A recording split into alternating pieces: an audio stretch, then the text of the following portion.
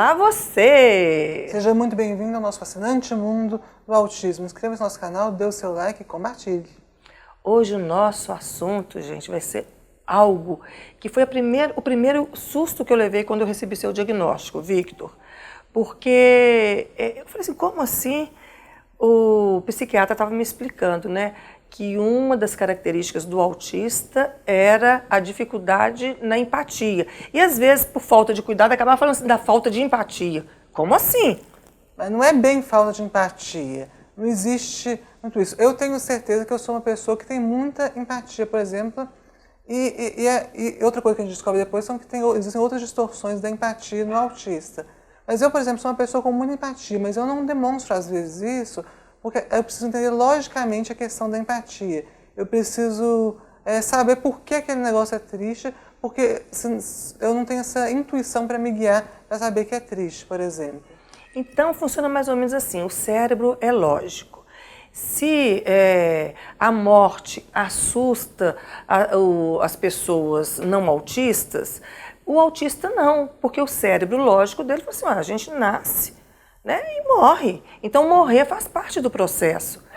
Mas se você entende que quando a pessoa morreu, ela tem uma família, ela tinha uma vida, e agora você percebe as implicações práticas, a consequência disso, que ela não tem mais isso, e que o sofrimento que isso traz para outras pessoas, aí você percebe que aquilo é muito triste, e aí eu fico muito triste.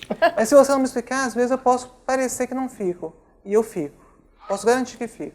Porque é outra coisa, que outro rótulo que eles gostam de colocar no autista, e que, a bem da verdade, é algo parecido com isso sim, que ele é muito egoísta, eu diria egocêntrico. Ele tem a dificuldade de perceber os outros, para ele é normal. Por exemplo, naquele seriado, que até o Victor não gosta que eu falo, The Big Bang Theory, falei certo? Eu não sei. Porque ele sempre corrige o meu inglês, viu, gente? Que, aliás, a minha falta do inglês... Tá mais para a falta do inglês que para inglês. Então, o Sheldon, para ele é normal, essa cadeira é minha, ninguém senta nela, é regra. Aqui em casa é assim, assim, assado, vamos estabelecer. Então, seria egoísmo? Não, o cérebro lógico dele acha isso normal. Se você explica... O autista, ele está apto a perceber qualquer tipo de coisa se aquela coisa faz sentido. Exatamente. Eu, por exemplo, eu percebo isso nos filmes e desenhos quando eu era criança, isso era muito melhor explicado do que na vida real. Na vida real não tem algo para te explicar o porquê que aquilo é assim. Mas no desenho tem, é mais mastigadinho. Então eu lembro que tinha episódios de Ei Arnold, de Rugrats, os anjinhos, que eu chorava horrores. Que eu adorava. Mas tinha uma personagem nesse Rugrats dos Anjinhos, minha mãe até não gosta dela, porque ela era o tipo de criança que fazia bullying com ela quando ela era criança. Angélica. Que era Angélica. Mas eu sabia que por trás da Angélica, ser uma criança... Não vou dizer uma criança ruim, que isso é muito pesado, mas uma criança que prejudicava os outros, fazer bullying e tudo. Tinha os pais da Angélica que não davam atenção para ela, porque eram preocupados demais com o trabalho, etc. E eu via por trás disso e aquilo me tocava muito. Mas as outras pessoas pensavam assim, nossa, mas a Angélica é um chute naquele lugar, né, mamãe? E doído. Bom, gente, e aí vocês percebam que se a gente olhar os nossos autistas na fase de socialização, que normalmente que a socialização começa a ser mais cobrada, ali a partir do Fundamental 1, né, Victor? Por que essa dificuldade? Como ele tem dificuldade de perceber o outro, de perceber as situações, como é que ele vai entender quando que ele entra numa rodinha de conversa? E como ele vai entrar nessa rodinha de conversa? É verdade, isso me prejudicou a minha vida toda. Eu não sabia bem como fazer. E hoje, eu observando, eu sei que até nos casos de hiperempatia, a gente ainda vai falar sobre isso, ainda existe esse déficit na teoria da mente, essa questão de você não saber bem como o outro está pensando e como ele está te vendo. Eles chamam de falta, inclusive, de freio social. Por exemplo, se eu estivesse conversando uma coisa muito séria com um amigo, com uma vizinha, o Victor chegava e interrompia, não queria nem saber porque ele estava com a demanda.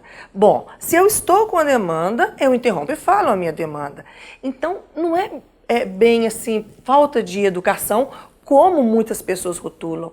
É a dificuldade de perceber que se ele tem uma demanda, naquele momento que eu estou conversando com a vizinha, eu também tenho essa demanda. E para ele nem faz sentidos. Ele nem passa pela cabeça dele que aquilo pode ser, que ele está sendo desagradável ou mal educado. Mas pode acabar sendo, sem saber. Aí, quando a mãe corrige da seguinte maneira, explicando logicamente, filho, o que você quer com a mamãe? Isso, isso, isso. Pois bem, nesse momento a mamãe queria com a vizinha isso, isso e isso. Então você tem que esperar que a mamãe vai te atender.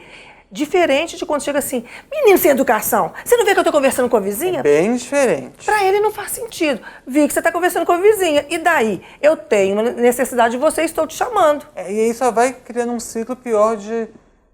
Engraçado, uma coisa que eu queria falar, nós vamos falar agora sobre hiperempatia, mas uma coisa que mesmo as pessoas que têm...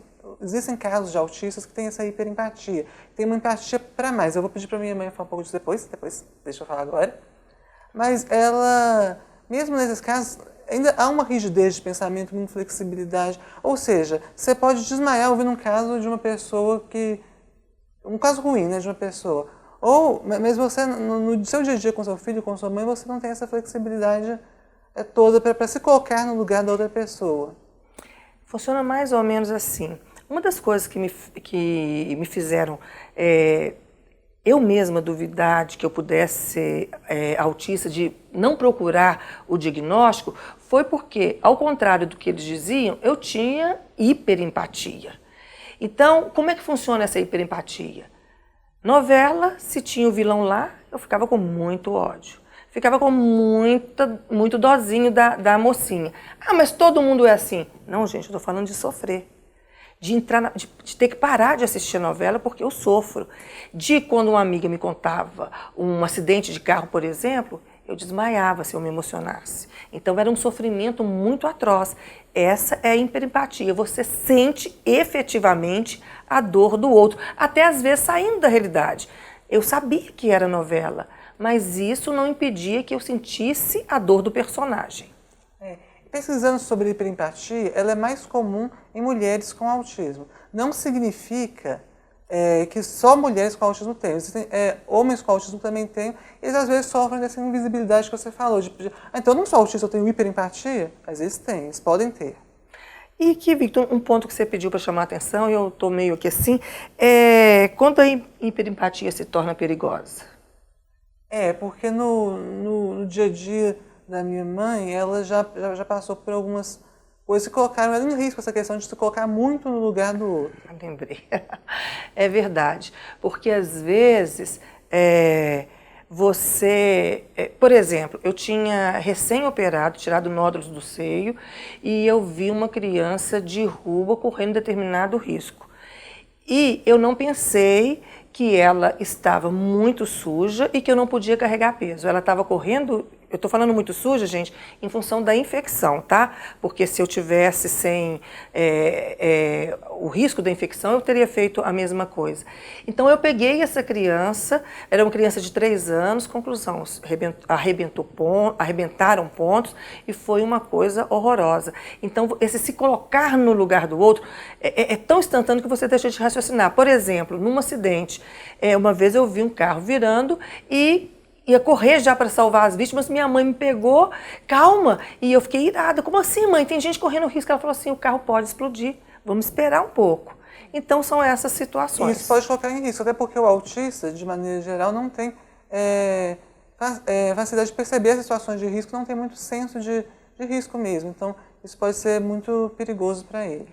Para a gente encerrar, eu queria, Victor, que você dissesse disso, né, das questões de diferentes empatias retratadas nos seus 2 livros, O Outro Olhar, Reflexões de um Autista, e também do Daniele Asperger. Isso é muito interessante, porque nos 2 livros eu fiz uma coisa diferente em cada um deles. No Outro Olhar, eu falo com uma empatia parecida mais com a que eu tenho, que é essa dificuldade de entender, mas quando você explica na lógica, você percebe. Então eu vou contando casos, vou mostrando situações da minha vida. No Daniele Asperger, a Daniele, que é a protagonista, ela tem um caso de hiperempatia. Então, por exemplo, ela não assiste jornal, ela não, porque é muito pesado para ela, não assiste filme de terror, ela passa mal com essas coisas, ela chora em todos os desenhos do mundo. E ela sofre realmente muito com isso. Então é um caso de hiperempatia. Nos meus 2 livros eu tratei isso diferente, porque não importa qual seja a distorção da empatia, mas ela deve ser observada porque ela pode ser perigosa e mal interpretada pelos outros também. Isso mesmo. Gente, se você deseja adquirir um dos livros do Victor, a gente está com o nosso site, mundoasperger.com.br. Facinho, facinho. Tem lá, você pode adquirir com o PagSeguro, tranquilo. É só entrar no nosso site, ok? Isso mesmo. E é isso aí, gente. Até lá, até um próximo programa com mais novidades para você. Até!